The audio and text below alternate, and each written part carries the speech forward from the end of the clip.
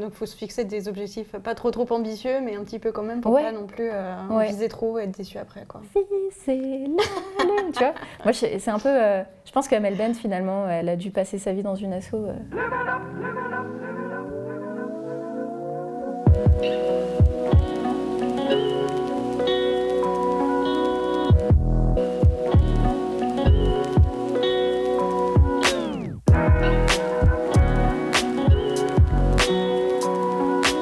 Toi, tu as commencé à faire du bénévolat récemment, c'est ça? Très récemment, mais je commence à peine. Donc j'en suis à ma 2e séance de bénévolat, si tu veux. Je suis même pas encore acceptée dans l'association où je suis. Je suis en phase de test. Mais c'est trop chou parce que du coup, toi, tu fais des bénévolats par séance, alors que moi, j'ai fait du bénévolat par défaut. C'est-à-dire que j'ai pas fait exprès de me retrouver dans des trucs... C'est très bizarre. Il me semblait que le principe du bénévolat, c'est qu'on donnait de son temps de façon gratuite et volontaire, finalement. Mais c'est pas ton cas. Mais non, alors si, je donne de mon temps de façon gratuite et volontaire, mais pas de façon aussi structurée. Mais c'est parce que je suis rentrée dans le bénévolat il y a longtemps, je pense, pendant mon adolescence. Et du coup, on m'a appris par la suite que ça s'appelait du bénévolat, mais que je savais pas du tout que c'était ce que j'étais en train de faire. Du coup, tu faisais quoi, concrètement? Concrètement, moi j'ai commencé dans le journal de mon lycée. En seconde, de façon super intéressée, je voulais devenir journaliste.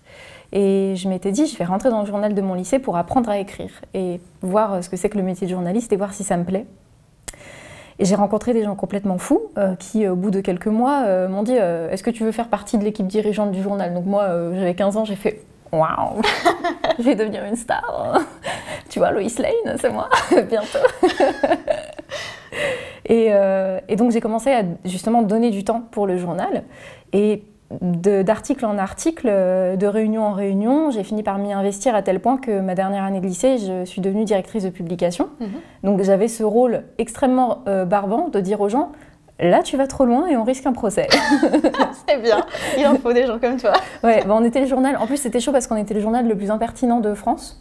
C'était un vrai prix, quoi. Et du coup, moi, je mettais des stops à des gens qui allaient vraiment très très loin, extrêmement problématiques selon les normes de Twitter. Mais vous parlez de quoi? Beaucoup de hashtags auraient pu être créés pendant ton journal. Énormément de hashtags, on aurait eu des call-outs. Mon gars, alors là... Enfin, je me suis pas rendu compte, je m'amusais tellement dans ce truc-là que je me suis pas rendu compte que ce que je faisais, ça s'appelait du bénévolat. Et une fois que j'ai eu ce truc de... J'aime trop faire des trucs en collectif comme ça.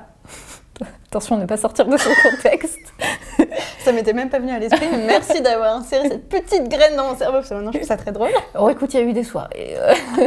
C'est vrai que c'est marrant, parce que quand on a eu l'idée de faire ce Sister Sister, je pensais à mon bénévolat que je fais actuellement. Mais finalement, moi aussi, j'ai fait pas mal de trucs bénévoles. Ah, ben voilà, j'en étais sûre. De mon existence. Je pense qu'on s'en rend pas compte, en fait. T'as fait quoi? J'ai un petit peu travaillé pour le salon du livre de chez moi, dans ma petite contrée où j'aidais donc les libraires et les bénévoles de l'association. Moi j'étais un petit peu en électron libre, tu vois, j'étais pas vraiment membre de l'association parce que je me suis greffée dessus assez tardivement, mais où j'aidais, je tenais la page Facebook quand même, j'étais la caution jeunesse de cette association. C'est vrai que aussi j'ai été bénévole sur Mademoiselle pendant un an, peut-être qu'on l'oublie aussi, mais... Enfin, moi, j'ai commencé sur Mademoiselle en étant bénévole parce que j'ai contacté Fabrice Florent pour lui dire hey, « Salut, j'aimerais bien faire des chroniques de littérature jeunesse sur ton site, est-ce que tu veux bien ?» Parce que comme ça, moi, je peux rentrer en contact avec des maisons d'édition parce que c'est là où je veux travailler. Du coup, ça me permet d'avoir des contacts. Donc c'est vrai qu'il y a ce bénévolat auquel j'avais pas forcément pensé quand on a dit qu'on ferait ce Sister Sister, donc c'est intéressant. Finalement, on a toutes les deux un bénévolat assez ambitieux, c'est-à-dire on donne de notre temps en vue de se dire bon bah ce temps il va pas être gâché quoi, on va le rentabiliser. En fait, je pense que c'est un peu, enfin, il y a des gens bien sûr qui font ça pour le don de soi, qui n'attendent rien en retour, mais moi qui suis dans une asso aujourd'hui dans laquelle on sacrifie beaucoup de temps pour mener les projets, je trouve que c'est important aussi d'être... comment dire, c'est pas gratifiant, c'est quoi l'adjectif? Reconnaissant, voilà, de remercier aussi les bénévoles. Et tu fais... Enfin, bien sûr, tu le fais pour le fait d'aider les gens, mais je pense que c'est encore mieux si toi, ça peut t'apporter quelque chose. Et je sais que humainement, quand tu es dans un collectif ou une asso, ça t'apporte forcément quelque chose, même si c'est une mauvaise expérience. Enfin, moi, tous les gens que je connais qui ont pu avoir des mauvaises expériences dans des assos parce que t'as asso et asso. T'as les vieilles assos un peu paléolithiques dans lesquels t'as que des mecs vieux qui tiennent la barre et qui sont là. Je ne comprends pas pourquoi les jeunes ne viennent pas. Pourtant, nous leur laissons tellement d'espace, sauf dans le conseil d'administration et dans le bureau, parce que c'est nous qui prenons les décisions quand même, faut pas déconner. T'as ces assos-là qui effectivement sont pas très attractives aujourd'hui. Et puis t'as des assos comme les internets, qui viennent renouveler l'image du bénévolat et qui sont super attractifs parce nous, ce qu'on dit aux membres actifs quand elles rentrent dans l'asso, c'est en gros, tu as un espace, tu en fais ce que tu veux, on a des contacts et des ressources, on t'accompagne si tu as envie de mener un projet. Et ce projet, ouais, il est pas rémunéré, mais si toi, ça te fait plaisir de l'avoir, de le faire, fais-le. Et je trouve que c'est un super espace pour se former, quoi. Enfin, moi, en tout cas, j'ai tellement...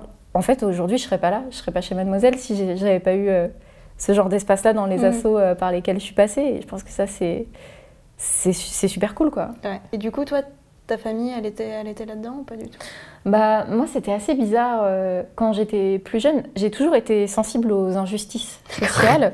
C'est un peu... Oui, c'est très bizarre. J'étais bébé, je dormais comme ça. Toujours le point levé. Voilà, c'est ça, vraiment.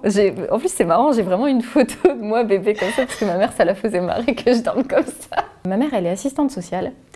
Et je pense qu'elle m'a raconté tellement de trucs, et elle m'a donné tellement cette fibre de l'empathie pour ce que les autres vivent, que j'ai toujours eu envie d'aider. Et quand j'étais plus jeune, je voyais mes grands-pères qui, un peu pour se donner bonne conscience, plus que par réelle motivation, allaient au Resto du Cœur pour donner de la nourriture à des gens qui n'en avaient pas les moyens. Et quand j'ai voulu venir avec eux, je leur ai demandé tous les deux si je pouvais venir avec eux. Je devais avoir 12-13 ans et ils m'ont tous les deux répondu « Oh là, alors fais tes études, trouve un boulot et le bénévolat, tu verras après. Déjà, gagne ta vie. » Et j'ai pas trop compris cette remarque sur le coup. Et aujourd'hui, je la comprends toujours pas. Parce que pour moi, il n'y a pas d'âge justement pour s'engager. Si tu as une sensibilité à ça, en fait, vas-y. Et aujourd'hui, j'ai un grand-père qui est décédé et un autre avec qui j'ai plus de lien. Mais si je pouvais réavoir cette conversation de vraiment, t'as déconné là, pourquoi tu m'as répondu? Est-ce que tu penses que si t'avais pas eu ta petite expérience avant, t'aurais eu l'aisance de te dire allez, c'est bon, je lance mon asso? Ouais, carrément pas. Ouais, carrément pas. Je suis passée. En fait, j'ai eu la chance de passer dans des assos qui m'ont laissé des responsabilités, donc qui m'ont laissé être chef de projet. J'ai été dirigeante d'une association nationale et du coup ça m'a permis de capter plein de trucs, de voir quelles erreurs il fallait pas faire. Typiquement, un truc qu'on fait souvent quand on lance son asso, on se dit l'argent c'est le nerf de la guerre. Bah oui et non. En fait, tu peux mener beaucoup de projets sans sous ou alors en reposant sur les cotisations des gens, ce qui est pratique dans le milieu associatif. Et il y a beaucoup de gens qui se lancent dans la rédaction de dossiers de subventions interminables et en fait, ça finit par tuer les projets parce que tu mets plus de temps à chercher de l'argent qu'à mener tes projets. Et moi, en ayant cette expérience-là dès le départ, j'ai dit les internets, ce ne sera pas une initiative rentable, mais en fait, c'est pas grave. On va faire des projets qui sont à la hauteur de ce qu'on a et puis on verra si après on arrive à trouver plus de sous. Mais ça, c'est clairement un truc que j'ai appris avec mes expériences précédentes. Ouais, donc il faut se fixer des objectifs pas trop ambitieux, mais un petit peu quand même pour pas non plus viser trop et être déçu après, quoi. C'est la lune, tu vois. Moi, c'est un peu... je pense qu'Amel Bent, finalement, elle a dû passer sa vie dans une asso. Est-ce que t'es dans ta famille des gens qui sont dans des assos ou Non, absolument pas du tout. Moi, en fait, là, mon bénévolat actuel, il vient juste d'une envie très très personnelle et très profonde et juste de mon parcours personnel. Ce que je fais actuellement, donc, c'est aller voir des enfants le soir dans les hôpitaux pour les distraire un petit peu parce que c'est long les journées à l'hôpital. Ouais, donc l'idée, c'est de jouer avec eux. De jouer au Uno ou de leur lire des histoires, des choses comme ça. Et en fait, c'est quelque chose que j'ai envie de faire depuis très très longtemps.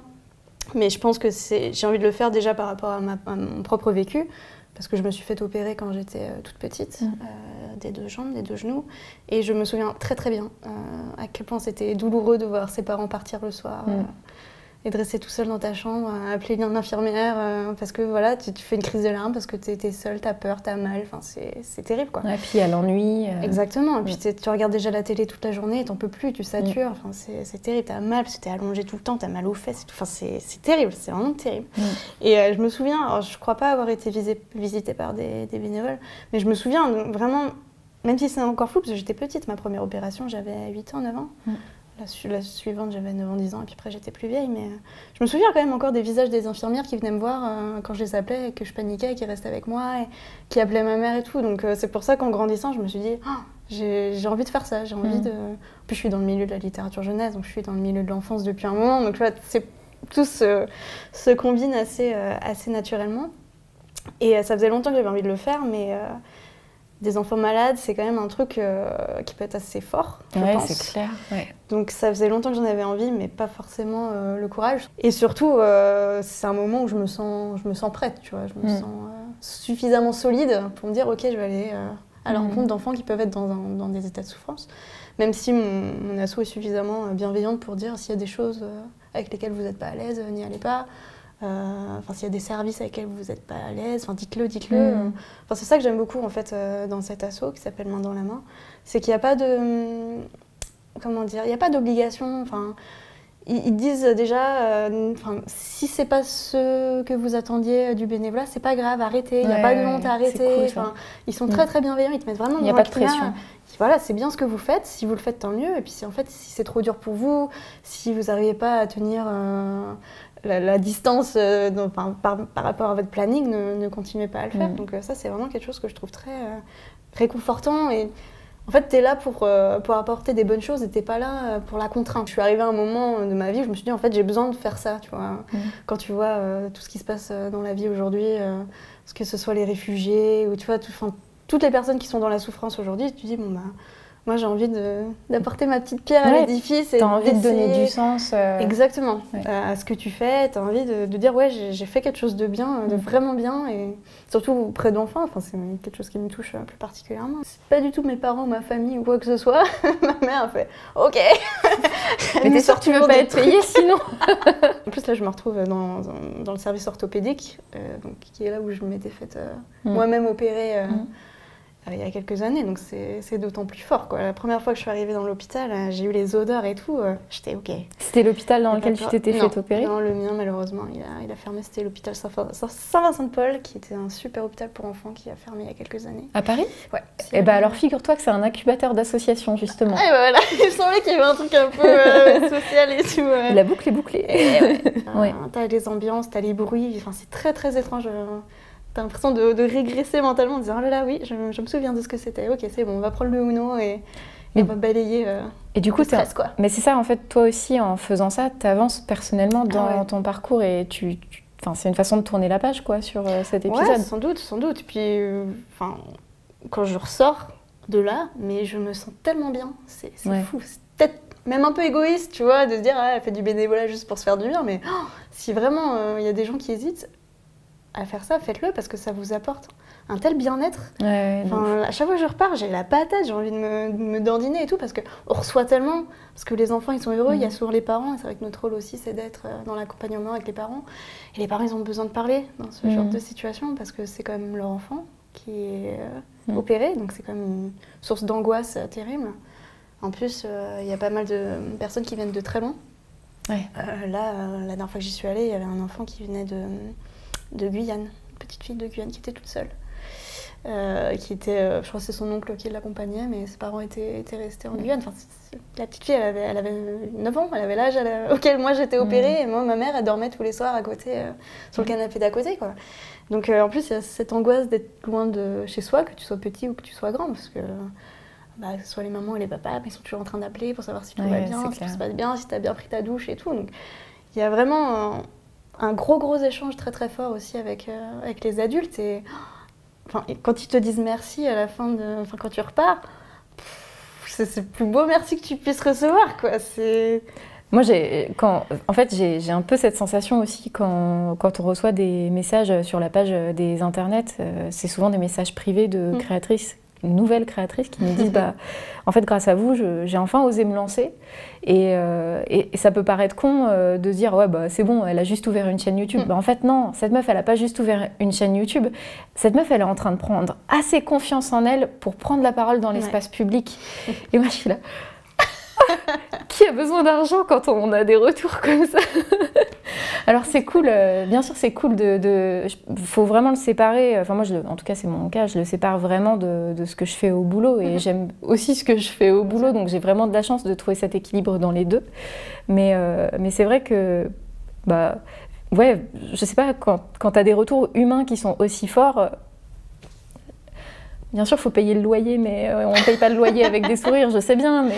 faut aussi penser à son bien-être personnel aussi. Il y en a qui vont à la piscine, il y en a qui vont boire du thé, et bah, nous, voilà, on fait des choses à côté, et c'est ce qui nous apporte de ouf. un équilibre. Quoi.